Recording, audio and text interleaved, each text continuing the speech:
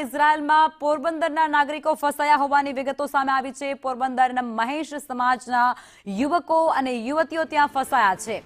ઇઝરાયલમાં હોવાથી તેમનો પરિવાર અત્યારે ખૂબ જ ચિંતિત છે। યુદ્ધના સમાચાર મળતાની સાથે જ પરિજનો ચિંતા વ્યક્ત કરી રહ્યા છે। પોરબંદરના 10 થી 15 હજાર લોકો ઇઝરાયલમાં હોવાનું અત્યારે જાણવા મળી રહ્યું છે। પોરબંદર મહેશ સમાજના અનેક યુવાન અને યુવતીઓ ઇઝરાયલમાં હોવાને કારણે તેમનો પરિવાર જે અત્યારે ચિંતાતુર જોવા મળી રહ્યો છે, કારણ કે ત્યાં અત્યારે યુદ્ધની પરિસ્થિતિ છે। સ્થિતિ ખૂબ જ કપરી બની ચૂકી છે। ઇઝરાયલમાં યુદ્ધની સ્થિતિના સમાચાર મળતાની સાથે જ આજે પોરબંદરના પરિજનો છે તે ચિંતા વ્યક્ત કરતા જોવા મળી રહ્યા છે।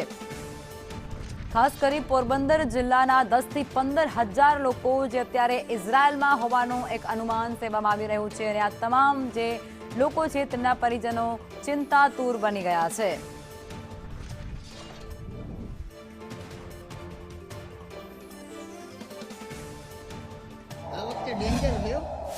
અત્યારે આજે વહેલી સવારથી 6:30 વાગ્યાથી થોડુંક અહીંયાનો માહોલ ગરમ છે, કેમ કે થોડાક સાયરન વાગ્યા છે, એટલે એટલી પણ સ્થિતિ ખરાબ નથી જેટલી ન્યૂઝમાં બતાવે છે, એટલી કંઈ સ્થિતિ ખરાબ છે નહીં।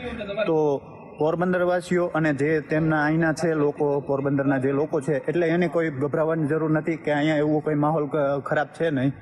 તો કોઈ ટેન્શન નહીં લેવું ત્યાં ભારતમાં, બરોબર, અને ખાસ કરીને પોરબંદરમાં ને પોરબંદરના આપણા જાજા છે, એટલે મારું કહેવાનું હોય છે। અને અહીંયાના જે સોશિયલ મીડિયાના જે ઇન્ફ્લુએન્સર છે એ ખોટા અફવાયું ફેલાવે છે કે અહીંયા આવી સિચ્યુએશન, અહીંયા તેવી સિચ્યુએશન છે। નો ડાઉટ કે અહીંયા અત્યારે વોર જેવો માહોલ છે, બરોબર, ને વોર છે આજે ઘણા ટાઈમ પછી થયું છે, તો તમારે ટેન્શન કંઈ નહીં લેવાનું। અહીંયા એવો માહોલ નથી। અહીંયા સરકાર, અહીંયા હારે આપણી સરકાર, એમ્બેસી અને અહીંયા બધા હારે રહ્યા છે અને અત્યારે બધા હારે છે।